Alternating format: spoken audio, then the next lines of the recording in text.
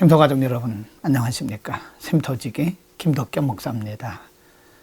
오늘은 마가복음 13장 1절에서 13절 말씀을 본문으로 말씀을 나누겠습니다.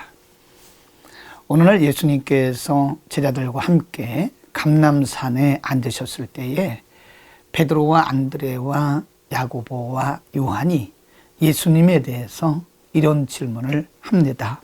3절에 보면 예수께서 감람산에서 성전을 마주대하여 앉으셨을 때에 베드로와 야고보와 요한과 안드레가 종용이 묻자오되 4절 말씀 우리에게 이르소서 어느 때에 이런 일이 있겠사오며 이 모든 일이 이루려 할 때에는 무슨 징조가 있겠습니까? 라고 묻습니다. 1절, 2절에 보면 예수님께서 예루살렘의 멸망을 예고하셨는데 제자들은 그 당시에 예루살렘의 멸망이 언제 이루어질 것인가, 그리고 예루살렘이 멸망하기 전에는 어떤 징조가 있을 것인가에 대한 물음이었는데요. 이것은 궁극적으로 예수님의 재림과 그리고 종말에 대한 물음이라고 보면 됩니다.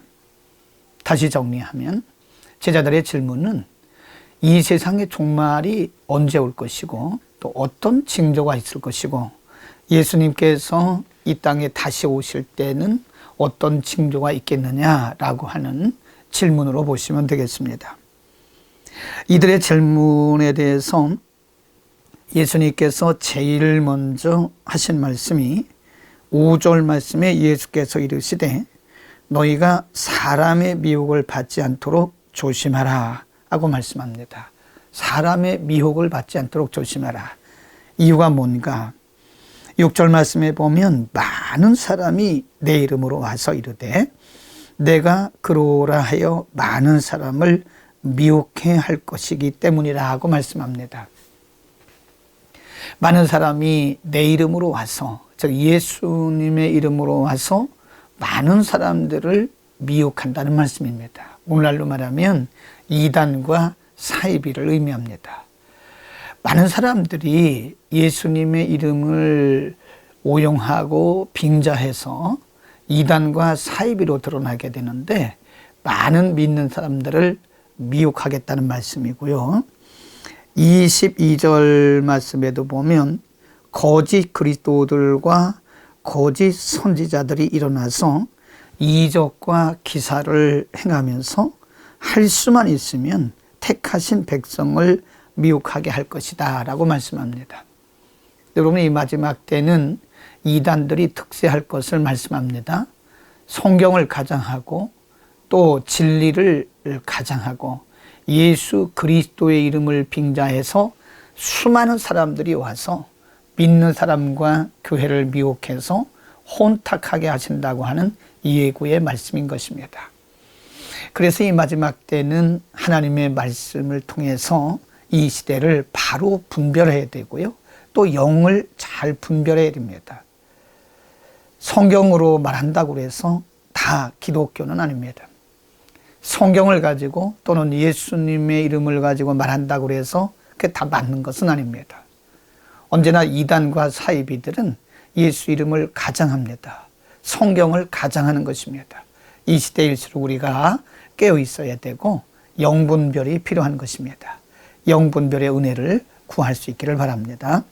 그 다음에 7절 말씀에 보면 난리와 난리 소문을 들을 때에 두려워하지 마라.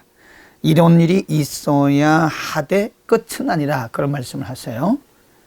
난리와 난리 소문, 8절에 보면 민족이 민족을, 나라가 나라를 대적하여 일어날 것이다 라고 말씀합니다. 이것은 나라 간의 전쟁과 민족 안에 있는 내분을 의미하는 것입니다.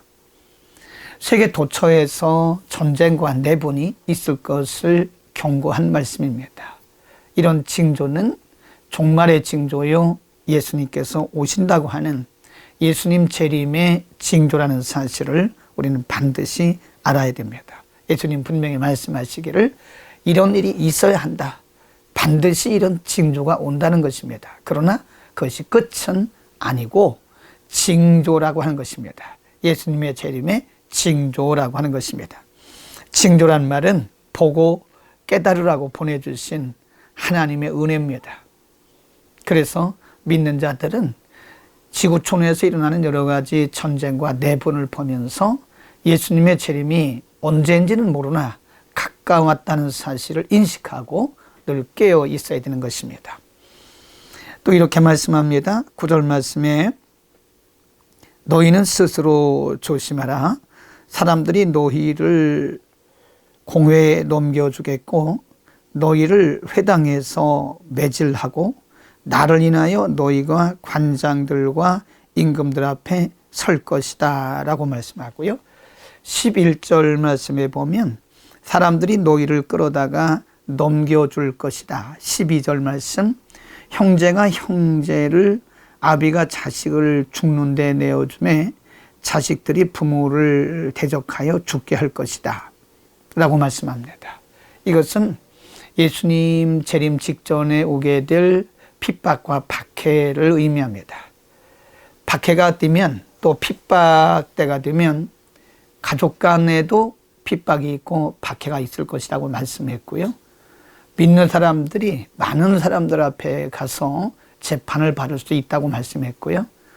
또 회당이라든지 또 관원들에게 넘겨주는 그런 박해도 있을 것이라고 말씀했습니다. 예수님이 오시기 직전에 분명히 이 땅에 있는 모든 교회들과 그리고 성도들은 박해를 받는다는 예수님의 예고입니다. 그날이 오면 올수록 교회와 성도들이 더 큰 박해와 핍박을 받을 것인데 예수님은 11절에서 이렇게 말씀합니다. 사람들이 너희를 끌어다가 넘겨줄 때에 무슨 말을 할까 염려하지 마라. 변명하지 말라는 것입니다. 예수를 믿는 것 때문에 복음을 전하는 것 때문에 잡혀가서 재판받을 때 또는 사람들한테 매질을 당할 때에 그때 그 위기를 모면하기 위해서 변명하지 말라는 것입니다. 그 이유는 그때에 너희에게 할 말을 주시리니 그 말하는 이는 너희가 아니라 너희 안에 계신 성령이라고 말씀하십니다. 성령님께서 넉넉히 이길 수 있는 힘과 지혜를 주신다고 하는 말씀입니다. 또 13절 말씀에 보면 또 너희가 내 이름을 인하여 모든 사람에게 미움을 받을 것이나 나중까지 견디는 자는 구원을 받을 것이다 라고 말씀합니다. 여러분, 예수님이 오시기까지 이 땅에 있는 많은 교회와 성도들은 핍박과 그리고 박해가 있을 것을 우리는 전제해야 됩니다. 결코 그날이 우리에게 평안 가운데 오지는 않을 것입니다. 그러나 분명한 것은 성령님께서 그 가운데 우리와 함께 하신다고 약속하셨고 끝까지 견디는 자는 구원을 얻는다고 말씀하고 있습니다. 마지막 시대를 살아간 우리들에게는 영분별의 은혜와 영분별의 능력과 더불어서 인내의 믿음이 필요합니다. 우리가 날마다 깨어서 기도하고 말씀 묵상하고 성령으로 충만해야 할 이유는 이 마지막 때가 되면 핍박과 박해 그리고 이단과 사이비들의 역사가 매우 특세하기 때문에 그런 것입니다. 그래서 늘 성령으로 충만해야 됩니다. 초대교회 성도들처럼 성령이 충만하면 우리에게 어떤 핍박과 박해와 환난이 온다 해도 넉넉히 이겨낼 수 있습니다. 우리에게 필요한 것은 성령 충만입니다. 우리 모두 성령의 충만함을 받읍시다. 기도하겠습니다. 하나님, 오늘 예수께서 재림하시기 직전에 일어날 여러 가지 징조를 직접 말씀해 주신 예수님의 말씀을 저희가 잠시 들었습니다. 예수님의 재림의 징조들이 나타나 보이고 있습니다. 하나님, 우리가 늘 깨어있게 하시고 기도하게 하시고 우리 모두가 성령의 충만함을 받아서 우리 주님 오시는 그날에 우리 주님 기쁨으로 맞이할 수 있게 하옵소서.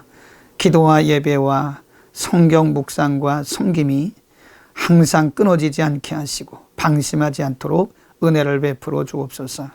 예수 그리스도의 이름으로 기도드립니다. 아멘.